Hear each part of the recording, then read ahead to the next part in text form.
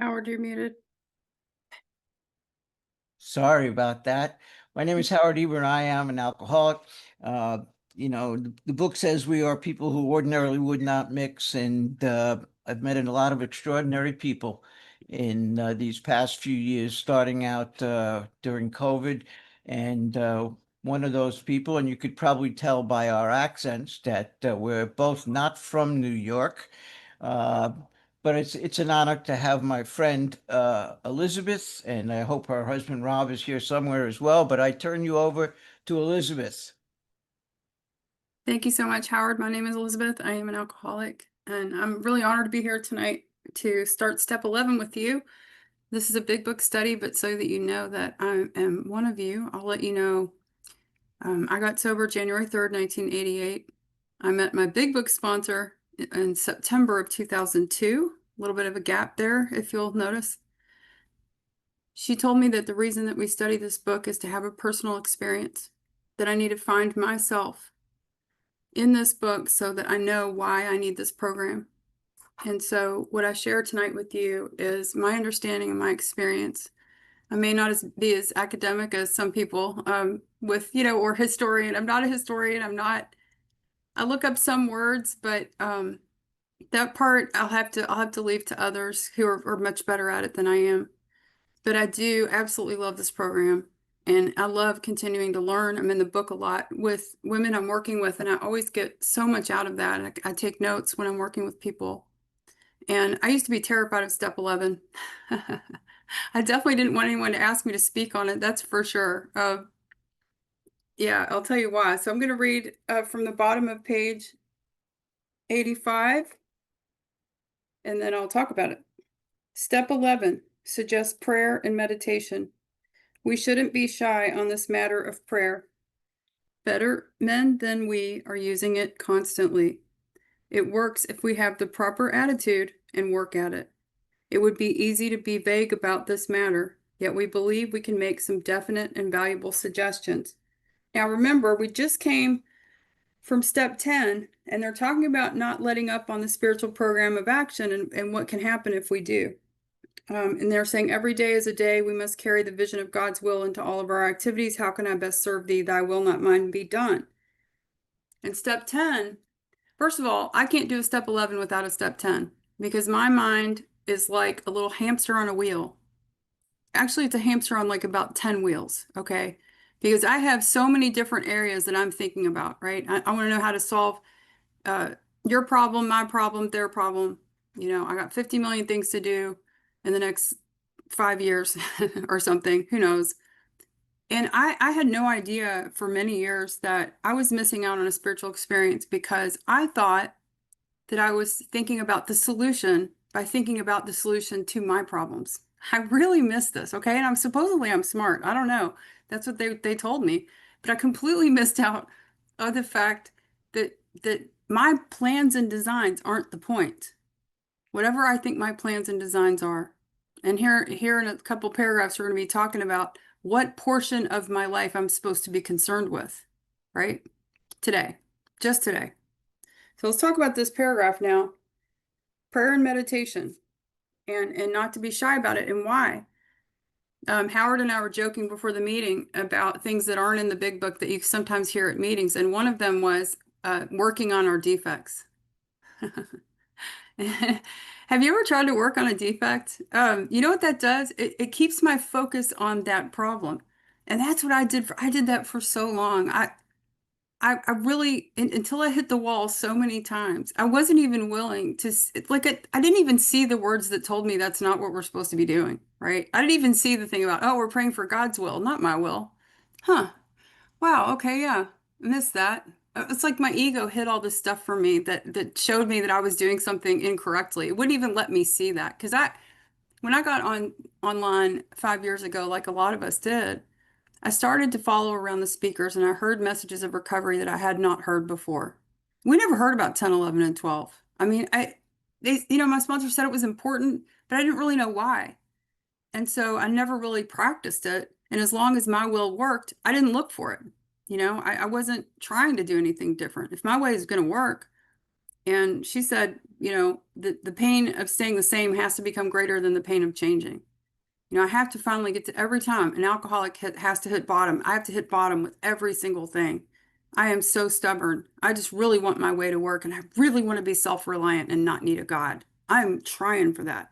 Every inventory, every work, every piece of work that I do, it's like the hardest thing for me to do is nothing and let something else be in charge, right? And I went to this meeting in the fall of 2020. And I'm so grateful this happened. Some of you have heard me speak before and you probably heard me talk about this, but when you get pieces of information close to each other, right? And then they link together like two puzzle pieces. And all of a sudden you're like, aha, I understand this a little bit more. This is great. This is what happened for me. This, so I was thinking about this, that I'm constantly thinking. And this group talked a lot about our thoughts and how they just fill up our minds, right? And and I literally didn't understand that that was a problem. It was keeping me from being present in every moment, ever having any kind of God experience, that's for sure. Hearing you, ever like remembering anything about you, because I'm too consumed with self. I don't even know that I am. And this man said, the first thought that comes into my mind, I can't control the first thought that comes into my mind, but I can control what I do with the second thought.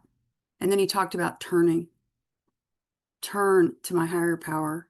And I like think in pictures. So I imagined, all of my plans and designs are over here, and I'm going to turn away from them now.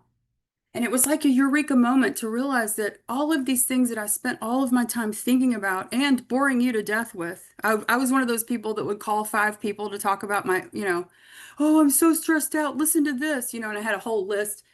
And I'm losing friends and not even noticing really, because surely, I mean, it's got to be their problem. And all of a sudden I realized, wait, none of those things need me to think about them. They don't need me to think about them at all. So what am I going to do instead? And that's where prayer and meditation comes in. I turn. I have had the experience of God as addition by subtraction, which means less Elizabeth, and then I get to have an experience. I stop thinking and I turn. And when we get to the part about in thinking about our day, right? What or on awakening, what are we doing? So let me read a little bit more. Let me see what else we have in this paragraph, though. Constantly. Okay, I'm going to admit this right now. So if you're like me, yes, you have an ally. I do not sit for 20 minutes and try to empty my mind. Never have done that. No, I've done it. Okay, I've done it. I have a very quiet life. I live in Kentucky. Okay, it's great. You get quiet all the time. I am in constant communion with my higher power all day. And the reason why is because I can't stand thinking about myself and stuff that's not going my way. And I'm going through a really hard time right now. Some of you know what's going on with me, and it's rough.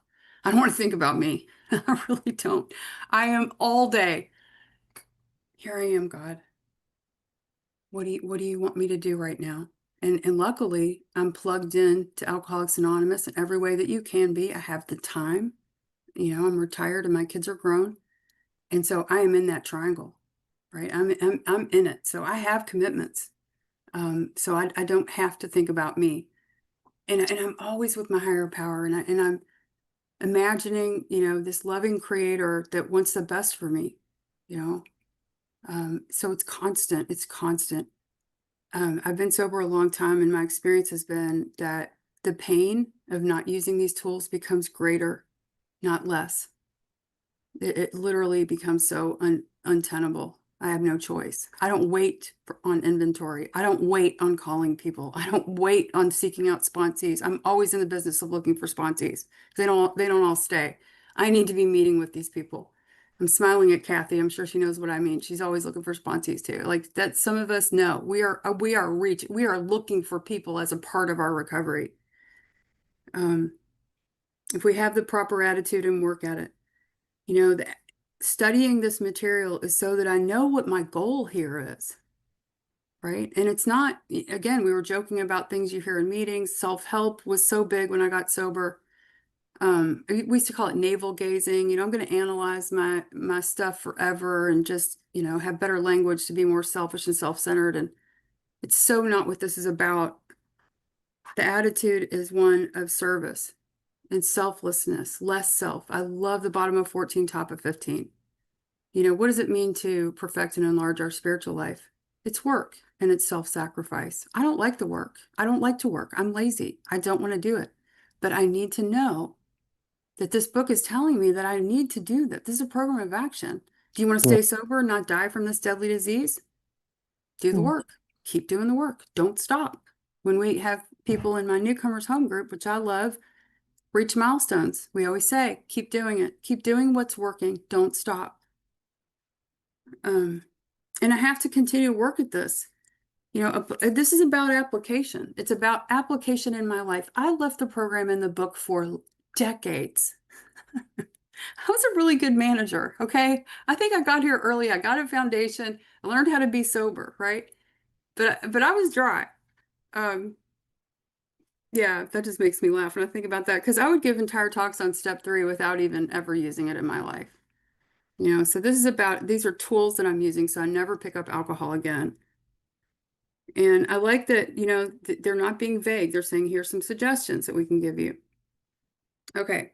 Howard said I could read more than one paragraph, so here we go. I'll get my glasses back on. When we retire at night, we constructively review our day. Were we resentful, selfish, dishonest, or afraid? Do we owe an apology? Have we kept something to ourselves which should be discussed with another person at once? Were we kind and loving toward all? What could we have done better? Were we thinking of ourselves most of the time? Or were we thinking of what we could do for others, of what we could pack into the stream of life? But we must be careful not to drift into worry, remorse, or morbid reflection, for that would diminish our usefulness to others. After making our review, we ask God's forgiveness and inquire what corrective measures should be taken.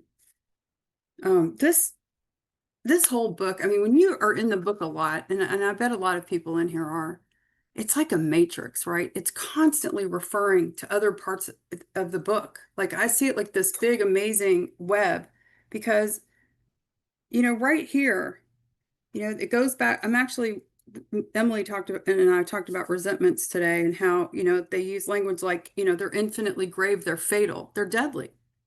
This is what we go back out over. I have to keep this current. I can't let it pile up. I've had that experience in my own life recently when I realized that I have had some resentments for a while and I have been acting out of those resentments and it's been causing a lot of harm. Um, it says that we should discuss something at once, you know. Oh, by the way, the nightly review, right? A lot of people confuse this. I'm sure this has been mentioned before. I'm sure Howard has probably mentioned this a million times. I grew up in a place where they would say, what time of day do you do your 10 step? You do your 10 step all day. The nightly review well, I think you do 10, 11, and 12 all day, period. Okay. But the nightly review is more what we're talking about that we can take into prayer and meditation and really look at because I have to grow. I have to keep growing, right? This isn't just maintenance. It's growth. And growing's not fun. I don't like it. I'm not having fun with it right now, in fact. Really not. But we're not going to get into that tonight because I might start crying. I'm not doing that on my first night hosting Howard's thing. But no, it's about humility. I have to be the one to change. I'm the one with the deadly disease. I'm the one that has to keep on looking. I misunderstood the word selfish for a really long time. I'm one of those people that if you come to my house, I'll give you stuff. I'm always thinking of giving things to people or giving my time or giving whatever, right? I think I'm so giving. I came in here, I was a people pleaser, I thought. I've heard someone jokingly say, how many people do you think were pleased by you today? I've heard somebody say that, another speaker, but selfish means I'm always thinking about how I am affected. I come from the hometown of Burns Brady. He's a doctor in addiction medicine, and he says that alcoholics and addicts, all of us have a brain chemistry problem. He said, we're at court low. He had a Tennessee accent. You can Google him, and he's got this great accent, and he talks about, that we're missing something. And I don't know, I haven't studied or I've been to some things of his, but I don't know if he ever said that we were born with it or if it happens to us, but it made so much sense to me because my entire life I've just been trying to be okay in my own skin, in the world, and I didn't feel okay. And I don't know where that came from, and I don't know how long ago it started, but I remember being in kindergarten. I remember starting off with Oreo cookies. My mom stopped buying them, because I would eat too many of them. I would take the bubble gum and dip it in the sugar bowl, and all the sugar would stick together, and she would get really mad. But I just remember this sense of not okayness my whole life. So I'm just trying to be okay, you know? And everyone else sees that as selfish because I'm thinking about me, And if you don't think you're selfish, selfish is I come in the room and there's four women smiling at me and one isn't. How do I know I've got that? I don't have enough of that positive brain chemistry to be okay. It's because I'm going to think about the one that didn't smile at me for the rest of the day and wonder why and think it's something I did and it's about me. That's selfish. That's me thinking about me. And I'm not useful. I'm not thinking about you at all. Now, in the 10th step, it says we turn our thoughts to someone we can help. That's dangerous for me because I'm a fixer, caretaker, rescuer type. I'm going to come help you in ways that you didn't ask for because I'm trying to feed a role that I'm comfortable in. That's my old character. Okay. What helps me is to think what's important to Howard? What's important to Kathy? What's important to Dina? What's her experience like? What can I do for her? And it makes me pay more attention to other people. And these are all things that I can reflect on and spend some time with, which was hard for me. When I first got here, I definitely didn't want to spend any time sitting alone with me. There was a lot of stuff there. I've done a lot of outside work. I highly recommend it. I still am doing some outside work. In fact, I'm getting into some outside work again soon, Wednesday, in fact. And because there is a lot of healing that needed to happen for me so that I can be unblocked and I can be fully useful. Um, was I kind and loving towards all? Well, aren't there exceptions? One of the things Howard and I were talking about the defects. I'm a one paragraph defect person. 6 and 7 is a one paragraph deal for me because what I believe is we go out and we start applying these principles in our lives. And I will tell you what, we run into people out there in the world that I don't want to be kind and loving towards. I don't. There's people that are mean. I don't want to be nice to the mean person. Really? Is that who you mean to? Do you really mean that I got to do that? And I laugh at this ego because she can get loud. I mean, it's funny. I was not a nice drunk. I'm not a nice sober person in that ego at all.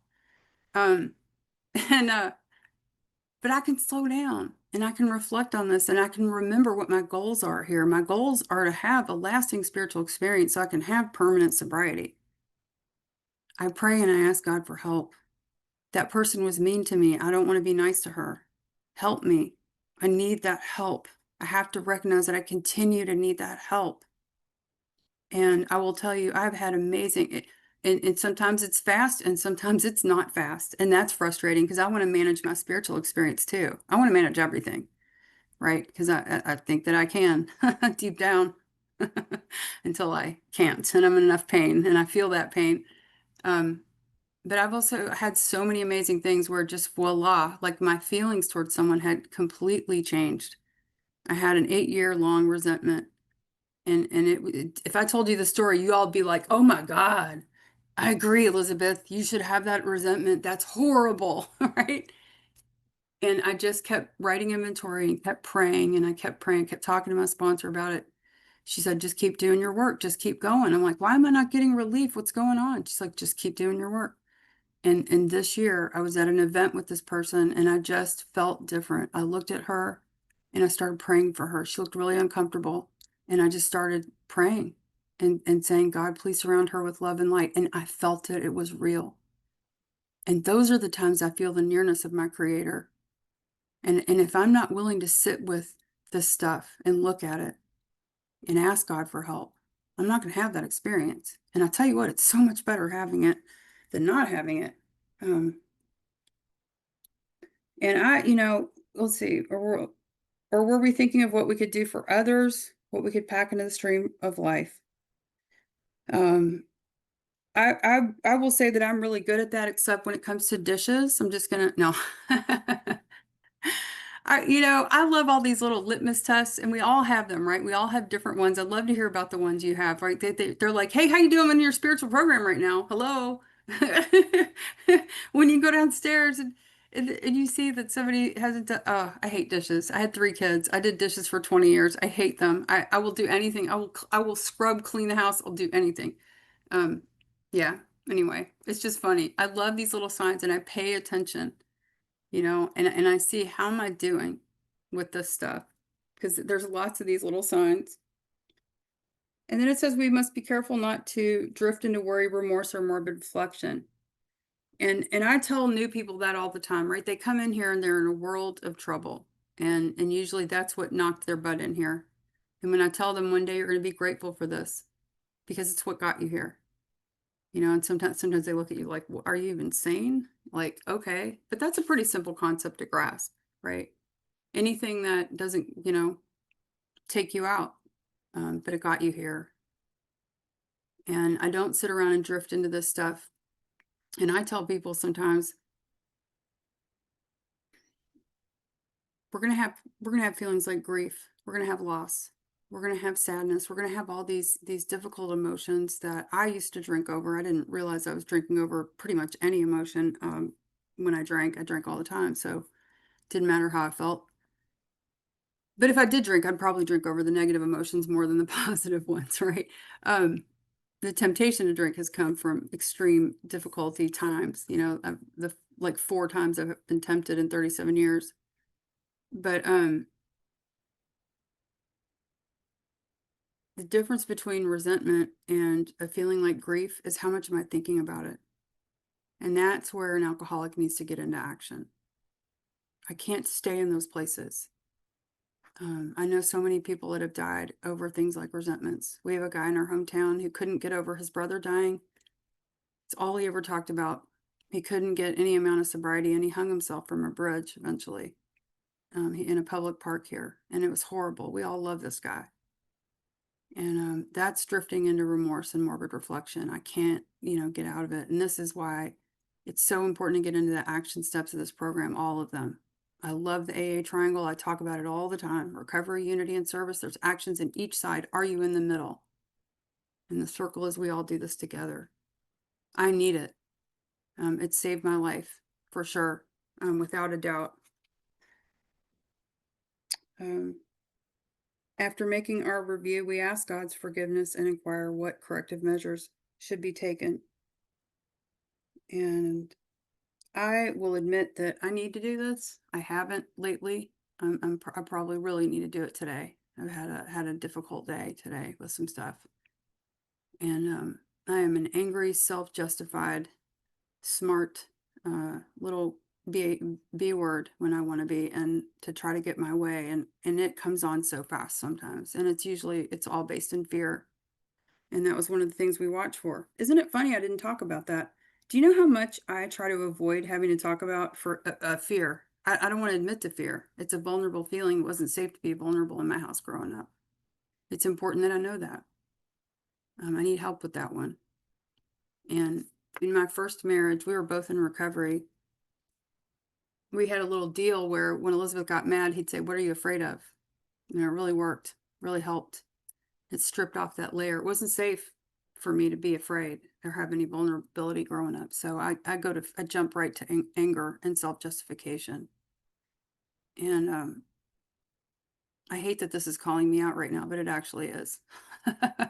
It's calling me out today. So I have corrective measures. And it says we ask God. Also notice, everywhere in these prayers that we do, it starts with things like, God grant me. The set aside prayer begins with God. This does. We ask God. The big book doesn't talk about two-way prayer, but I know if you've been around here long enough, somebody has mentioned it. That is written 11th step. That's where I write everything to God. I ask God. I pray and ask God for what he thinks about all this. And then I write down everything that comes back to me. And I've done this before, and I will tell you, I had such a powerful experience in the summer of 2022. And those words that came back to me. And I didn't even plan the two-way prayer process at all. I actually was just in a lot of pain over something, and I went to the park and I wrote this stuff. I wrote it down, how I was feeling, what was going on, and I said, God, what next? And then if you've ever been to one of those workshops when people read their two-way prayer and they come back with my beautiful child and then all this stuff, when I would listen to that, and I come from hearty stock, right? I would think, oh God, give me a break. Mine wouldn't say that, right? But when I was in the park writing that day, bearing my soul, I wrote my beautiful child.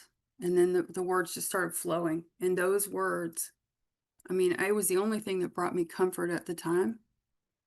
And the words that came out that day are still ones that, I mean, I was thinking about some of them today.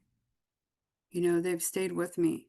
And that was one of those things that I always joke. I have, you know, when you call your friends that know astrology and tarot cards, you know, and you're like, hey, listen to this. Is this real? Listen to what just happened to me. And you're like, yeah, it's real.